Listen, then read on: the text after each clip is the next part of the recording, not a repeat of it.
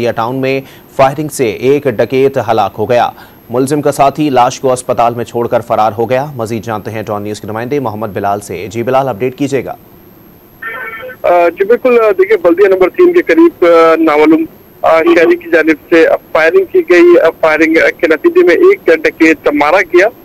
डकैत की लाश को अस्पताल मुंतकिल किया गया, जबकि डकैत की शनाख्त जमील अहमद के नाम से कर ली गई है। एसपी बल्दिया की जानिब से बताया गया कि वाकया डकैती के दौरान पेश आया। शहरी और डाकू के दरमियान फायरिंग का तबादला हुआ था।